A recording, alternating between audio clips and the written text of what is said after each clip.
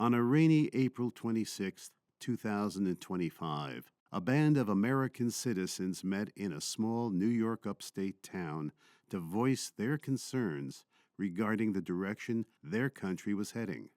This rally was called Speak Out Democracy. So let's be loud, let's be bold, let's be unapologetically committed to building future for every American. Not just the wealthy and the well-connected should thrive.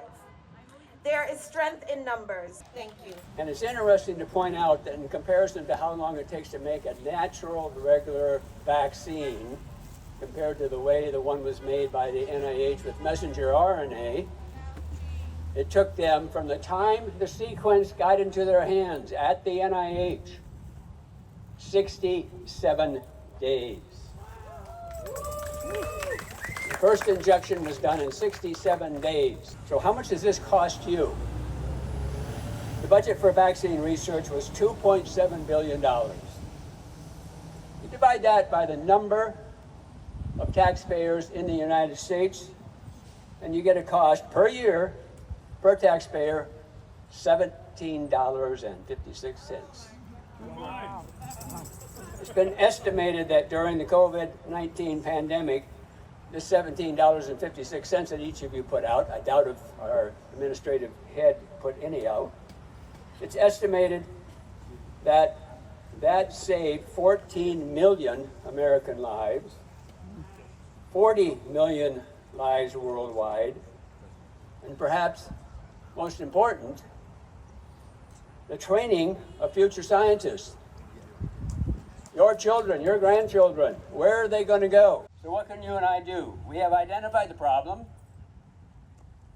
We have identified the main cause. It's Trump. We need solutions. Better yet, we need a solution. I no longer worry that we may be moving toward becoming an authoritarian fascist country. I am terrified that we may already be in one. Elon Musk even made a point to that, but he probably doesn't want to tout it too much. But between 2000 and 2014, 1/3 of the Americans who won the Nobel Prizes in science were immigrants. In 2019, almost 40% of all software developers were immigrants. This has a good and bad side of it. It means that in the United States, we maybe should look at our education system and improve it. So what's going on with Trump in the post office? First of all, he hates the post office. He blames us for his 2020 loss with the mail-in voting. So what's he going after? Mail-in voting. Got to stop that. So they're trying to do efficiency for the government. The post office does not take taxpayer dollars. It is not your dollars as taxpayers that fund postal offices and postal operations. We rely solely on the money that we generate for what we sell. So why then is Trump interested?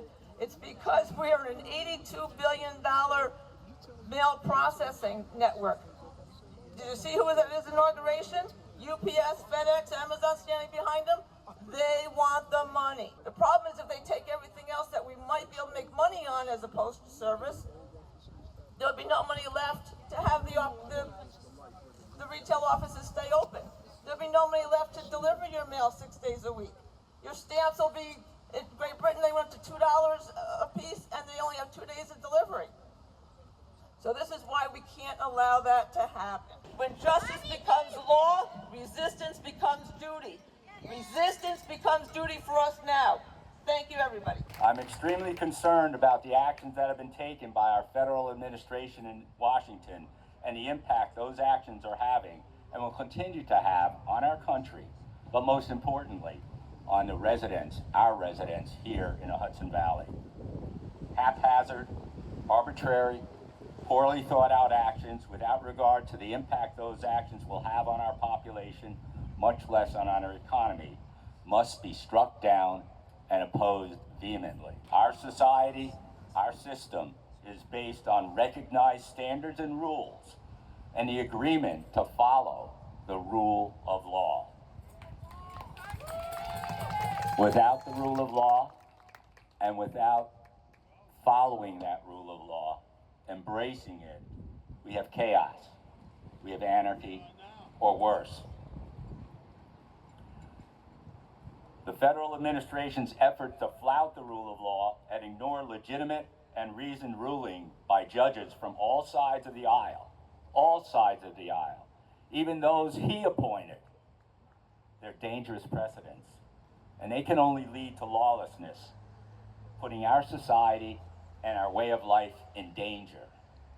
If he can get away with it, so can every criminal in Orange County. For those of you who may be unaware, many of our programs and budgets, our state budget, our local police agencies, many of their budgets rely on federal funds trickling down from the government, the federal government, down to the state, down to the local agencies. A lot of not-for-profits who are important to everybody out here rely on those federal funds.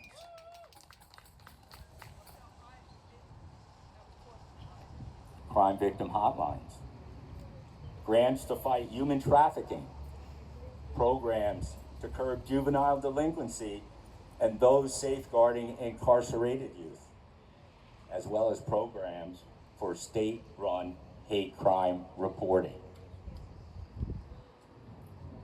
Another of the organizations that had funds cut was the National Casa Gal Association for Children, which is a national nonprofit that supports court-appointed advocates for abused and neglected children.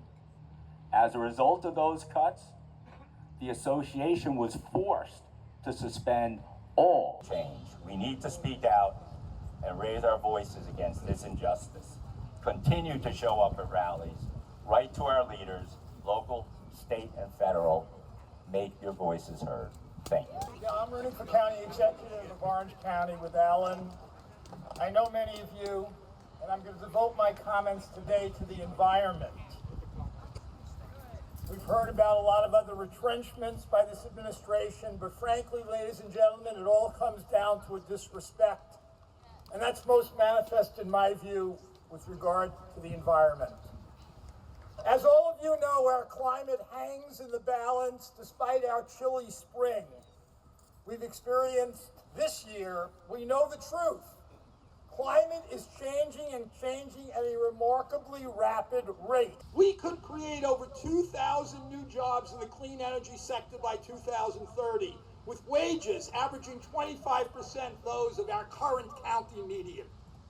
Clean energy projects can generate $8 to $12 million in annual tax revenue here in our county, helping us fund essential services without raising regressive property taxes. Our climate challenge is not abstract.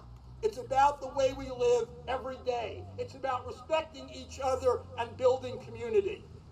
Every solar panel installed, every electric vehicle purchased, every energy efficient upgrade brings us closer to our collective goals.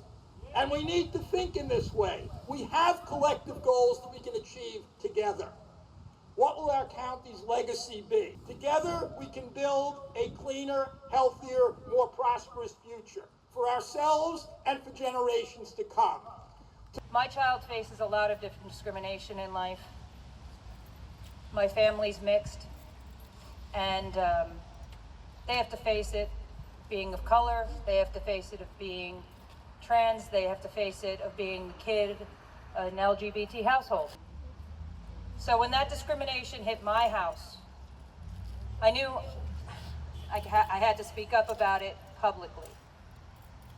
So I am out here to let you know that it is happening here.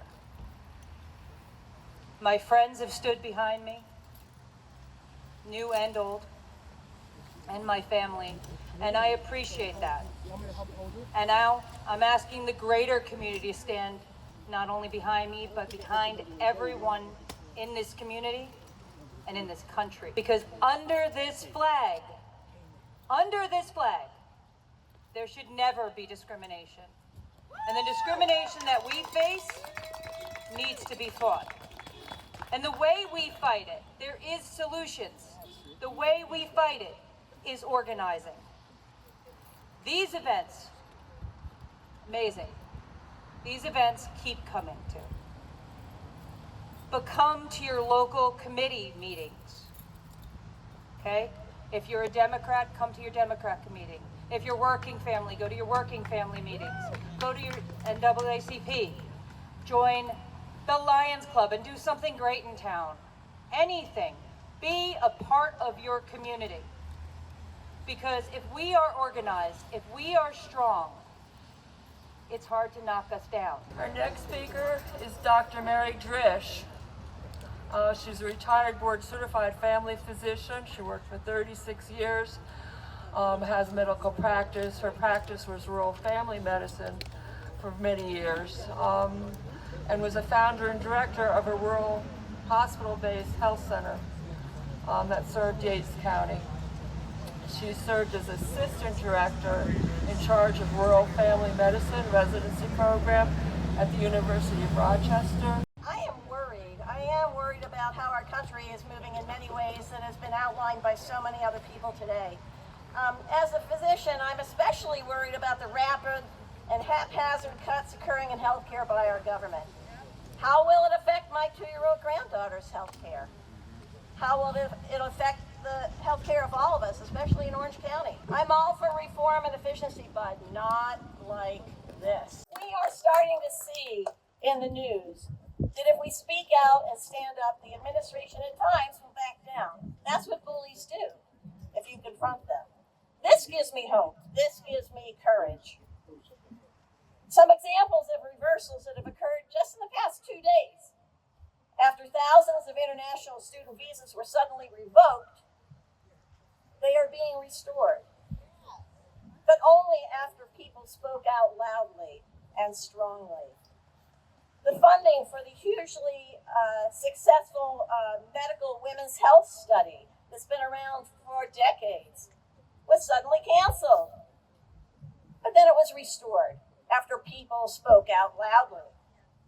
Bird flu researchers who were fired. We spoke out loudly, they've been reinstated. Food safety inspectors who were fired. We spoke out loudly, they've been reinstated. Speaking out, standing up, demanding can work. If we say nothing, nothing will happen.